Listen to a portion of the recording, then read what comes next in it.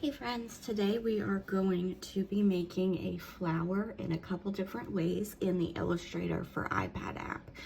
So if you want to learn how to use the shape tools and the other functions to create some really cool designs and see the different ways that you can make them, go ahead and follow along, and you can subscribe to my channel to see this series as it plays out.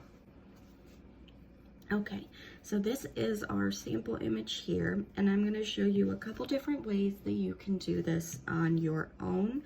And we're going to start with the pencil tool. So there are a couple different methods for each tool that we're going to use, and so I'll just walk you through it. But the aim of these is to just do a short little video on different ways you can utilize the tools to have the same outcome. So the first step with our pencil tool is we are going to draw a petal. And that's just going to be an upside down teardrop shape. And if you're not satisfied with that shape, you can adjust the anchor points. You can really mess with it until you are satisfied. But I think that right off the bat, this was a pretty good freehand attempt. And so I am going to actually duplicate this and put it off to the side because we're going to be using it for our second method as well.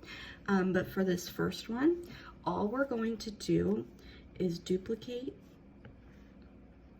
and turn our petals. So the duplicate is this plus sign when you're in the selection tool, and the rotate is to click this little end point on your bounding box, and you can just kind of eyeball these.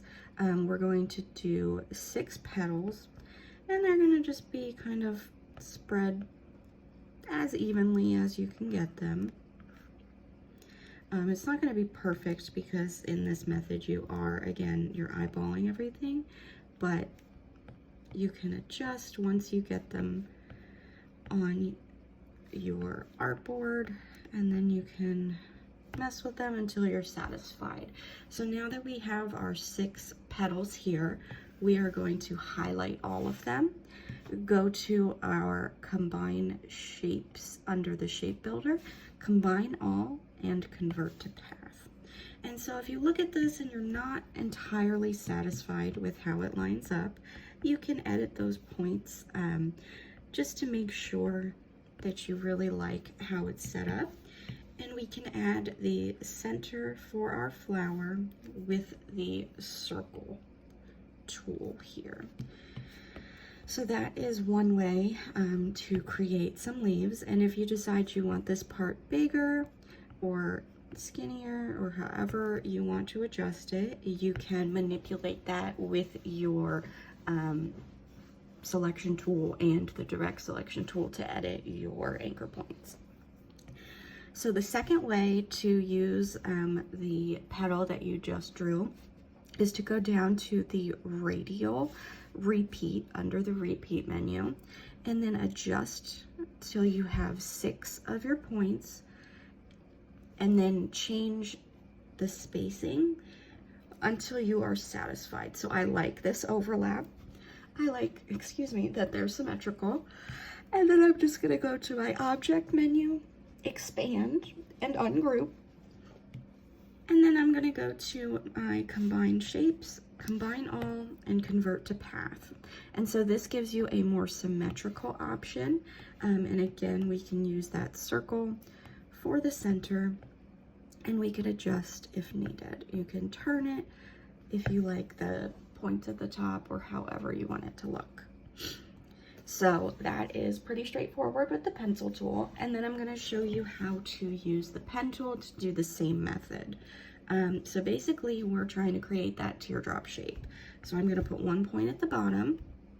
I'm going to come up a good ways and put another point. And then I'm going to line this up with that bottom point, press down and pull so that it gives me a curve. And then I'm going to press again, aligned with that point, and then close my shape down at the bottom. And then I'm going to go in with my direct selection tool, and I'm going to turn these into curves and round out my petal until I am satisfied with it. So I think that this looks pretty good. Oops, I just messed it up.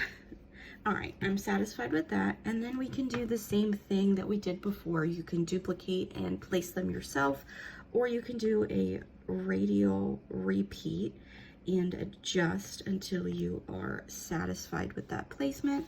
And again, we do expand and ungroup to break apart that repeated shape.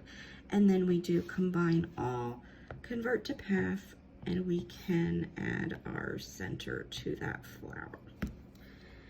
So they're all a little bit different, just depends on how much attention you place on your anchor points, honestly, and your symmetry. The last way I'm going to show you is, well, actually there's two ways, but we're going to use the shapes to accomplish it. So first you can just use a circle, go into your anchor point tools,